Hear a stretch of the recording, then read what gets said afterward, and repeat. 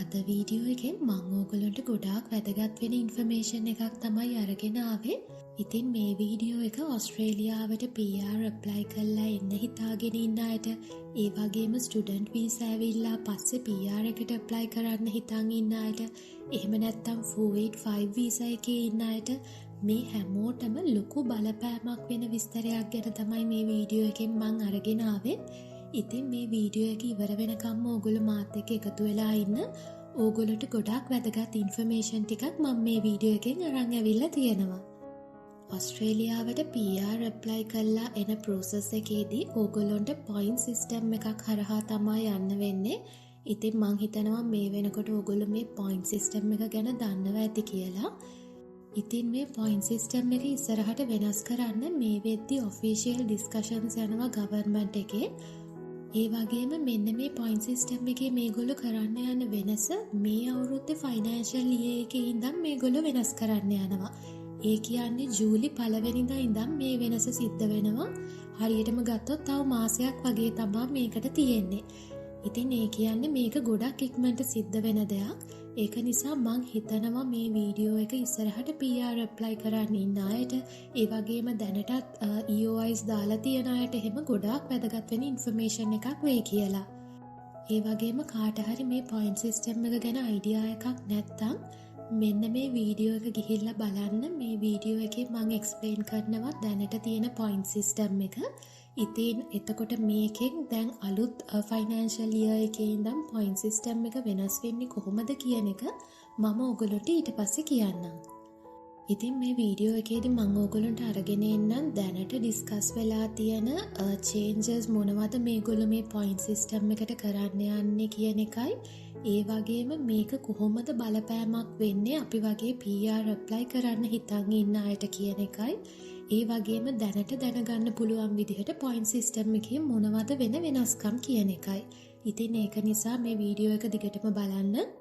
ඒත් එක්කම මට ගොඩක් වැදගත් දෙයක් කියන්න ඕනේ. මේ මම කියන දේවල් තාම මේවා officially finalize වෙලා නැහැ. මේ මම කියන්නේ government reviews වල, එතකොට policy discussions වල, ඒ වගේම එක මීඩියා වල තියෙන ඉන්ෆර්මේෂන් වලින් තමයි මම මේ දේවල් ඕගොල්ලන්ට අරගෙන එන්නේ. ඉතින් මේක තාම ෆයිනලයිස් වෙලා නැති නිසා මේක 100% ෂුවර් කියන්න බෑ. හැබැයි ගොඩක් වෙලාවට මේ විදිහේ වෙනස්කම් point system එකේ වෙන්න පුළුවන්. ඉතින් ඒක නිසා දැන් ඉඳන්ම ඕගොල්ලෝ මේක දැනගෙන හිටියොත් ඕගොල්ලන්ට ගොඩක් ලේසි වෙනවා ඉස්සරහට ඕගොල්ලෝගේ points වෙනස් වෙන්නේ කොහොමද කියන එක ගැන අයිඩියා එකක් අරගෙන ඒ විදිහට ඕගොල්ලන්ට ලෑස්ති වෙන්න පුළුවන්. ඉතින් දැනට තියෙන point system එක වෙනස් කරන්න ඕනේ කියලා government එක තීරණය කරලා තියෙන්නේ. මේ skill migration වලින් එන කට්ටිය නිසා දැනට ඕස්ට්‍රේලියාවේ ඉකොනොමි එකට ලොකු වෙනසක් වෙලා නැහැ කියලා ඒගොල්ලෝ හිතනවා. ඉතින් මේක නිසා තමයි මේගොල්ලෝ මේ point system එක වෙනස් කරන්න හදන්නේ. ඉතින් මේ discussions වල කියන විදිහට Australian government එක areas 4කින් බලාපොරොත්තු වෙනවා එන migrants ලගෙන් ලබා ගන්න ඕනේ දේවල්. පළවෙනි එක තමයි ඒගොල්ලෝ බලාපොරොත්තු වෙනවා ගොඩක් productive migrants ලව රටට ගන්න. දෙවැනි එක තමයි PR එකක් අරගෙන කවුරු හරි ඕස්ට්‍රේලියාවට ආපු ගමන්ම ඒගොල්ලෝ ඕස්ට්‍රේලියාවේ වැඩ කරන්න කන්ට්‍රිබියුට් කරයි කියලා. ඒ කියන්නේ ආපු දවසේ ඉඳන්ම හරිම ඉක්මනට නැත්තම් පුළුවන් තරම් ඕස්ට්‍රේලියාවට ශ්‍රමය ලබා දෙන්න පටන් ගනී කියන එක. අනිත් දේ තමයි මේගොල්ලෝ higher taxpayersලා රටට ගන්න හදනවා. ඒ කියන්නේ ඔයගොල්ලෝ දන්නවනේ ඕස්ට්‍රේලියාවේ අපි ජොබ් එකක් කරාම අපි ගවර්න්මන්ට් එකට ටැක්ස් එකක් ගෙවන්න ඕනේ අපිට හම්බ වෙන සැලරි එකට සාපේක්ෂව. ඉතින් ඒ කියන්නේ මේගොල්ලෝ බලාපොරොත්තු වෙනවා හොඳ සැලරි එකක් හම්බ වෙන ජොබ්ස් කරන්න පුළුවන් අයව රටට ගන්න. එතකොට ගවර්න්මන්ට් එකට අනිත් පැත්තට හම්බ වෙන ටැක්ස් එකත් වැඩි වෙනවා. ඉතින් මේ වගේ අයව ගන්නත් point system එක වෙනස් කරන්න try කරනවා මේගොල්ලෝ. අනිත් point එක තමයි skill migration එකේදී ගන්න ඒ skills ඇත්තටම රටේ shortage එකක් තියෙන skillsද කියලා බලලා ඒවට ගන්න උත්සාහ කරන එක. ඉතින් මෙන්න මේ දේවල් ගැන හිතලා තමයි මේගොල්ලෝ මේ point system එක වෙනස් කරන්න හදන්නේ ඉස්සරහට. ඉතින් මේ විදිහට ගත්තහම ඔස්ට්‍රේලියාවේ ගවර්න්මන්ට් එක ඔස්ට්‍රේලියාවේ ඉකොනොමි එකට ලොකු කන්ට්‍රිබියුෂන් එකක් කරන්න පුළුවන් අයව තමා ඉස්සරහට ගන්න හදන්නේ. එහෙම නැත්නම් ඒගොල්ලන්ට තමා ප්‍රයොරිටි දෙන්න හදන්නේ මෙන්න මේ පොයින්ට් සිස්ටම් එකෙන්. ඉතින් මේ වෙනකොට ඇකඩමික් ක්වොලිෆිකේෂන්ස් වලට දුන්නු ලකුණු තිබ්බා.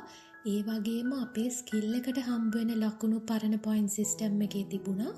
ඉතින් මේ ඩිස්කෂන්ස් යන විදිහට මේගොල්ලෝ ඉස්සරහට දැනට කරන ජොබ් එකේ ලොකු සැලරි එකක් හම්බ වෙන අය, ඒ වගේම ගොඩාක් හොඳ වර්ක් එක්ස්පීරියන්ස් තියන අය, ඒ වගේම ඒ ඇප්ලයි කරන ජොබ් එකට ගොඩාක් රෙලවන්ට් විදිහට ජොබ් එක කරලා තියන අයව මේ වගේ අය ගන්න ලොකු ෆෝකස් එකක් දෙනවා කියලා කියනවා. ඉතින් දැන් මම ඕගොල්ලන්ට කියන්නම් මේ පොයින්ට් සිස්ටම් එකේ මොන වගේ වෙනස්කම්ද වෙන්න පුළුවන් කියන එක. ඉතින් පළවෙනි එක තමා දැනට තියෙන පොයින්ට් සිස්ටම් එකේ අපේ ඇකඩමික් ක්වොලිෆිකේෂන්ස් වලට ලකුණු දීලා තිබුණා. ඒ වගේම අපේ ස්කිල් එකට වෙනමම ලකුණු දුන්නා. ඉතින් මීට අමතරව අපි කරන ජොබ් එක ඒක කොච්චර කල් කරලා තියෙනවද, ඒ වගේම කොච්චර ඒකෙන් අපි සැලරි එකක් දැනට ගන්නවද කියන එක, ඒ වගේම ඒක කොච්චර ඔස්ට්‍රේලියන් ගවර්න්මන්ට් එකට වැදගත් වෙනවද කියන එක අනුව ගොඩක් වෙලාවට ලොකු ලකුණු ප්‍රමාණයක් ඒ පැත්තටත් යන්න ඉඩ තියෙනවා. ඊළඟ දේ තමා ඔස්ට්‍රේලියාවේ ඉගෙනගෙන තියෙනවා නම් ඒ හම්බ වෙන පොයින්ට්ස් ගාන මෙන්න මේක අඩු වෙන්න ඉඩ තියෙනවා. මොකද දැනට උගල පොයින්ට් සිස්ටම් එක දිහා බැලුවොතින් ඔස්ට්‍රේලියාවේ ඉගෙනගෙන තියෙන අයට, ඒ වගේම ඔස්ට්‍රේලියාවේ ප්‍රොෆෙෂනල් ඉයර් එකක් කරලා තියෙන අයට මේ අයටත් වෙනමම ලකුණු හම්බ වෙනවා. ඉතින් මෙන්න මේක අයින් කරන්න හරි නැත්නම් මේ වෙනුවෙන් දෙන ලකුණු ප්‍රමාණය අඩු කරන්න හරි දැනට ඩිස්කෂන්ස් වල කතා වෙනවා. ඉතින් මේක ගොඩක් හොඳ වෙනවා අපි වගේ ඕවර්සීස් ඇප්ලයි කරන අයට. මොකද අපිට ගොඩක් වෙලාවට මේ ඔස්ට්‍රේලියාවේ ස්ටඩි කරලා එහෙම නැත්නම් ප්‍රොෆෙෂනල් ඉයර් එකෙන් හම්බ වෙන ලකුණු ගාන අපේ පොයින්ට්ස් වලට ඇඩ් වෙන්නේ නැහැ. ඉතින් එතකොට මේක අපිට ගොඩක් ලොකු වාසියක් වෙන්න පුළුවන්. ඊළඟ වැදගත්ම දේ තමයි ඔස්ට්‍රේලියාව ගොඩක් try කරනවා හුඟක් තරුණ මයිග්‍රන්ට්ස්ලා රටට ගන්න. ඉතින් මේ විදිහට තරුණ මයිග්‍රන්ට්ස්ලා රටට ගන්න එකේ තියෙන වාසිය තමයි ඒගොල්ලන්ට ගොඩක් කල් එතකොට ඔස්ට්‍රේලියාවේ වැඩ කරන්න පුළුවන්. ඒ කියන්නේ ගොඩක් කාලයක් ඔස්ට්‍රේලියාවේ වර්ක් ෆෝස් එකට සපෝට් කරන්න පුළුවන්.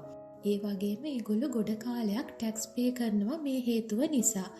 ඉතින් ඒක නිසා දැනට පොයින්ට් සිස්ටම් එකේ වයසවල් වලට දීලා තියෙන ලකුණු දිහා බැලුවාම ගොඩක් වෙලාවට මේ විදිහට ගත්තහම අවුරුදු 25යි 30යි අතර තියෙන අයට ගොඩාක් ලොකු ලකුණු ගාණක් හම්බ වෙන්න තියෙන ලොකු chance එකක් තියෙනවා.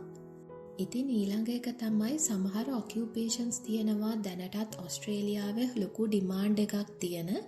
මෙන්න මේ ඔකියුපේෂන්ස් වලට වැඩිපුර chance එකක් හම්බ වෙන්න පුළුවන්.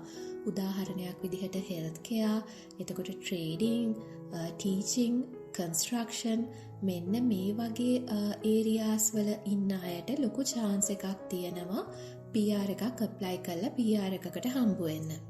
ඊළඟ දේ තමයි ඉංග්ලිෂ් වලට මේගොල්ලෝ දෙන ලකුණු ප්‍රමාණය. මොකද දැනටත් සමහර අය ඉන්නවා ඔස්ට්‍රේලියාවට PR වලින් ඇවිල්ලා හැබැයි ජොබ් එකක් කරන්න ගියාම ඒ ජොබ් එක ලේසියෙන් කරගන්න බෑ. මොකද ඉංග්ලිෂ් ලැන්ග්වේජ් එකේ තියෙන බාධා නිසා.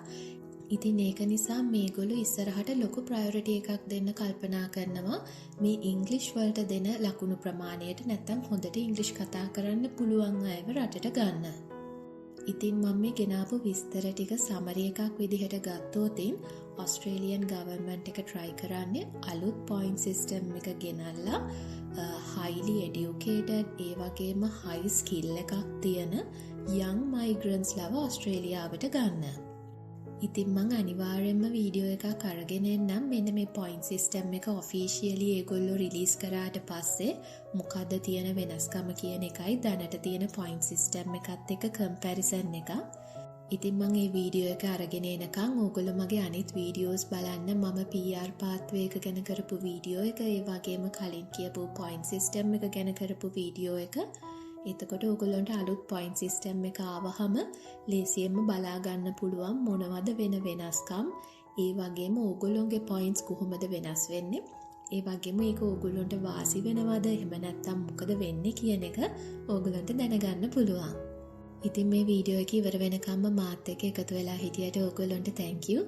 ඔයගොල්ලෝ හැමෝටම සුබ දවසක්.